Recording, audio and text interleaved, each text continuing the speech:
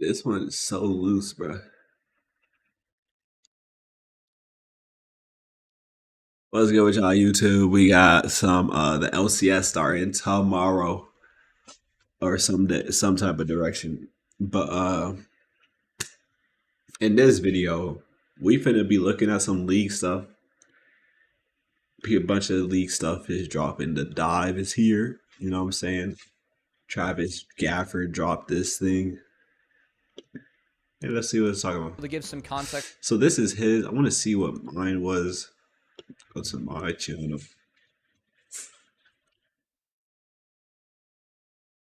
I said LEC is so trash. This shit crazy. Niggas be mad as fuck. Fighting for play. What's this team? So it's seeming like everyone has like the same. I did this shit a month ago.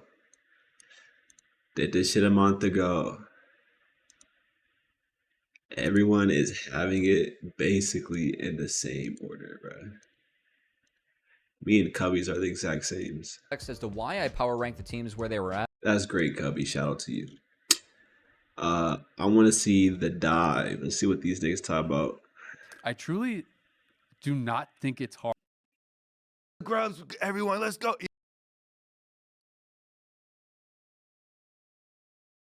We're gonna be like full troll, like let's just mess. That Disguised 7, and then I think Lion might have to be 8th. It's always hard ranking someone 8th because, you know, it's like I don't really know, but my thought is that, you know, they're coming from LATAM, which is, you know, by most people's standards, probably a weaker region than LCS was. So Everyone who plays with Inspired always talks about his view of that has made me kind of like single-handedly excited for Dig. Let's talk about the draw maybe and jump into some of the matchups. The draw show did happen. Our first round matchups are as follows. We have Shopify versus FlyQuest. That is round 1 on Saturday, the 25th. Then we have Lion versus Cloud9. That is the second match on Saturday. Then on Sunday, we're going to have 100 Thieves versus Disguised, as well as TL versus Dignitas. So we just start at the top, and we're going to combine basically some matchup previews, talk about the teams, but also with kind of our power rankings this time around. Yeah, honestly, I think we should also just read off our power rankings at the beginning, just so that people can have it for their content, you know, for the top to bottom lists. I have Minos' power rankings, but I do have the other ones. Okay. I can start with mine. Yeah, sure, go for it. So first, C9. Of course, shameless. That's the paid for spot at the top. Paid for spot, but I also believe in them. You know, I'm never gonna doubt Blabber. Then going down, I've got FlyQuest number 2. Obviously, they did really well last year. Made us proud at Worlds, so they got to be up there. TL number 3, and then I think the top 3. You know, like last year, I think will be quite ahead. And so going down, it's a little harder to place them, but I did my best. I said 100 Thieves number 4, Dig 5, Shopify 6, Disguised 7, and then I think Lion might have to be 8th. It's always hard ranking someone 8th because, you know, it's like I don't really know, but my thought is that, you know, they're coming from LATAM, which is, you know, we had a swap. I had Lions 6th and Dig 7th, and Kobe had Dig 6th and Lion 7th, and then we both had Disguised down at the bottom. Really, Disguised last? Yes. Well, Disguised, there's a lot of question marks about, I think, and we can get the bottom. Dig 7th, and Kobe had 4th and 5th, and TL2. I can just read them both off, and then there's only really one change. So I had Fly number 1, TL2, Cloud9 3rd, 100 Thieves and Shopify 4th and 5th, and we had a swap. I had Lions 6th, and Wait, what? one change. So I had Fly number 1, TL2, Cloud9 3rd, 100 Thieves and Shopify 4th and 5th, and we had a swap. I had Lions 6th and Dig 7th, and Kobe had Dig 6th and Lion 7th, and then we both had Disguised down They got at the Dig bottom. pretty Really, low. Disguised last? Yes. Well, Disguised, there's a lot of question marks about. I think we can get into it when we get to that matchup, but our first matchup is FlyQuest versus Shopify. You know, in our aggregate, even though you have C9 first, it would still be FlyQuest number 1. I don't think that's going to be any surprise. Every coach that I talk to does look at them as like, you know, the team at the top. some people have TL up there, some people didn't, and actually thought TL has kind of fallen off a bit, which I found interesting. But FlyQuest seems to be like unanimously up at the top. Obviously, they're coming off of Summer Split champions. They almost beat Gen G at Worlds. You know, they went to 5 games at Worlds, and really impressed there. So they are doing really, really well. They didn't do any sort of like big boot camp or anything. I think they've been scrimming for, I was told, it was like 8 days or something. They haven't been scrimming nearly as long as other teams. But even with that being said, from what I had heard, they like very, very quickly were able to start beating like everyone. And you know, they are expected to be like the best team, right? They're a flexible team. They're also a team that I think we haven't talked about Fearless yet, but I think Fearless is really kind of potentially in their favor too. When you have crazy players like Whippo, and you have guys like Inspired bringing out Nunu and stuff, and you have, you know, Busio, who had that history of bringing out, you know, like Vel'Koz support and Azir support and all these different things. So I think that they are really like the kind of gold standard right now for LTA. Yeah, especially on the point with Fearless. Not only do they have players that can play a lot of different champions, I think that Fearless draft actually has a lot more skill expression than the old draft. Obviously, it's more complicated. And when you have players like Inspired that you could even tell during the show match, loves like getting all these weird matchups and like changing the draft so that they can have like counters in every lane and stealing away opponents' champions and all this stuff. I feel like everyone who plays with Inspired always talks about his view of the game, and his view of the game is beyond just like what you're doing inside. It's a lot about draft as well. So I feel like the Fearless draft for FlyQuest should be a really, really big strength because of especially how he leads the team and thinks about the game. And they, of course, like you're saying, also have all these players that are very flexible. You've got Whippo that Sven kept referring to playing funny champions, but it's like, yeah, champions that he's very good at that won't get locked out by Fearless because they're not super common. And then, of course, I think everybody can stay on board this like Masu hype train with how amazing his rookie year was, performing so well under international pressure. And one of the best rookie years ever for NA. Actually insane stuff. So FlyQuest certainly have a lot of star power, which makes me very excited for this matchup because Shopify have taken some of the They're glazing this shit. I'm not even really trying to watch this shit, bro. most. They're just talking about the matchups. Squads. Hello, Travis Gafford's YouTube. I'm Matt Cubby. This was mine.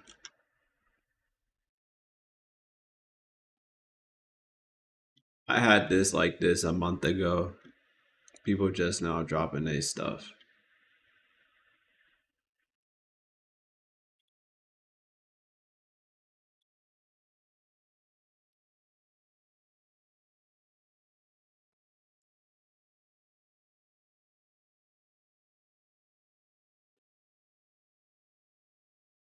Oh, double lip dropped some shit on LTA it power too. rankings.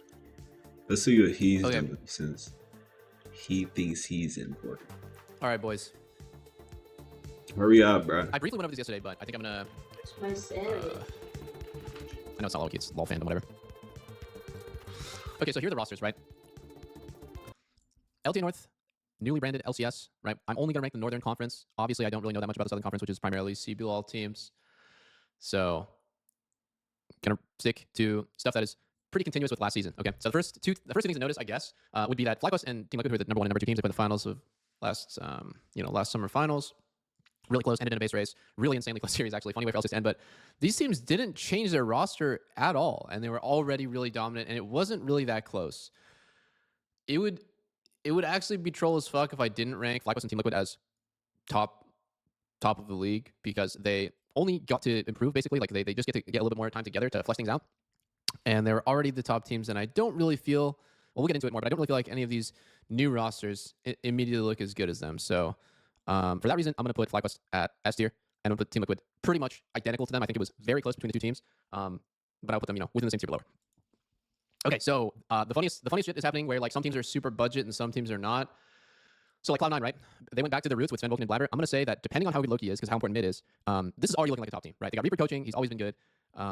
They got the core of Blabber, Sven, and Vulcan, and that was the core with Perks. I'm not gonna lie, the way Double Lip is doing this video is kind of how like I would be doing. This is how I like started doing that shit. You just go to the fandoms, you look at the history and like the players that they have, and like just think about that, brainstorm that shit. I want to say where I think it was Perks and Fudge, where they went on an insane run and they were really dominant. They were really good.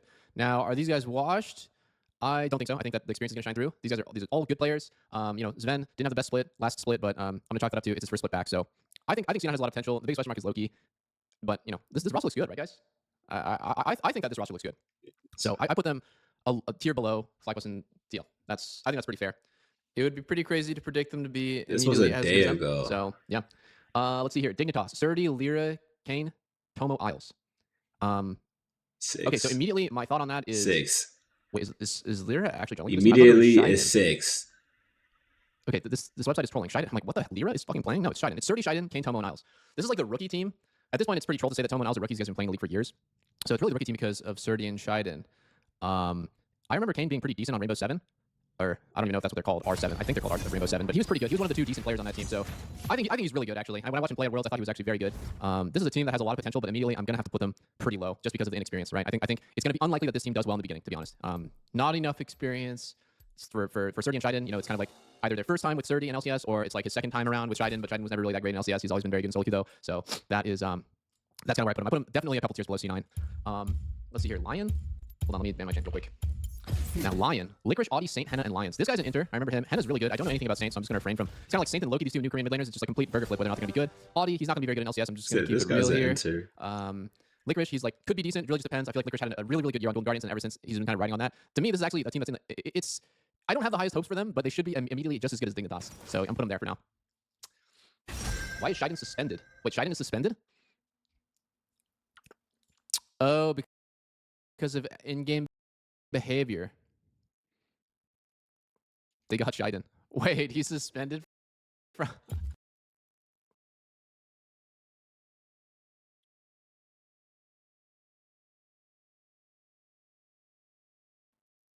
They got Shiden. Wait, he's suspended from... That's hilarious. Okay, maybe I put Dignitas down here, but I'll rank him based on their actual roster. I feel like that's only fair. Too many gamer words in solo queue. Yeah, I mean, Shiden has always been kind of a little bit of a fiend in solo queue.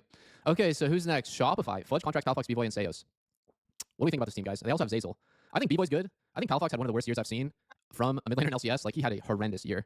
Just have to be completely brutally honest here. It was crazy to think that this is the Palfox that was gapping everybody to make that crazy run for energy at Worlds. The one that beat G2. You know, Palfox bounced back from that year that he just had. Contracts, I'm giving a little bit of pass because I think the general is really affected by how good the laners are playing, and his laners are playing really, really terribly last season. So it's really tough to say, like, oh man, Palfox also had a bad year. It's like, how good the laners are playing, and his laners are playing really, really terribly last season. So it's really tough to say, like, oh man, Palfox also had a bad year. It's like, you don't know what's going on internally. Fudge, he just came from C9. I think this is a decent team, but the biggest question mark for me is definitely Palfox. For support, you know, it's just like, these guys are not going to run it down, but they're not going to be like super players either. So I'm going to put Shopify probably in B tier. Between C9 and Dignitas, I think that's fair. They have the experience advantage over Dig, but they don't have quite as many...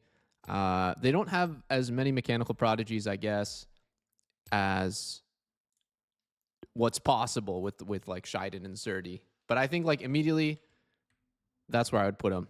Okay, the last 2, DSG's just straight budget roster, guys. Let's be completely honest. They didn't even try to make a good roster, or maybe they did, but like they just don't... Wait, hold on. Why is he cooking them? You don't gotta be...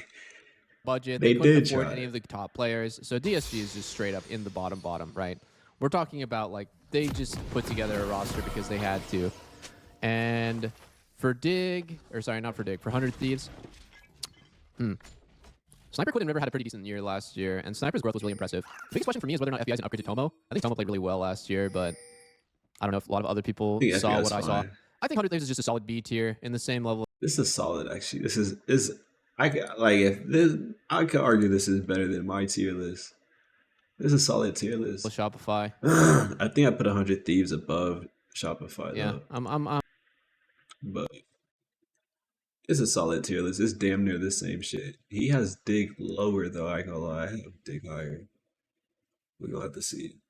I think that's it for this video. I'm seeing what these people are talking about. Let me know what you think. You know what I'm saying? Oh shit. Let me know what you think. But it seems like a lot of people... Wow, this guy's Lions up here. It seems like a lot of people have the same type of tier list. Put balls in their mouth. What the fuck type of content are we making over here? Anyways, thanks for watching. Hope you guys enjoyed. Like, subscribe. Tune in tomorrow. I might be live streaming. If not, I definitely will be recording. I'm going to drop a video about the LTA. You know what I'm saying? Tune in. Subscribe. Bye-bye.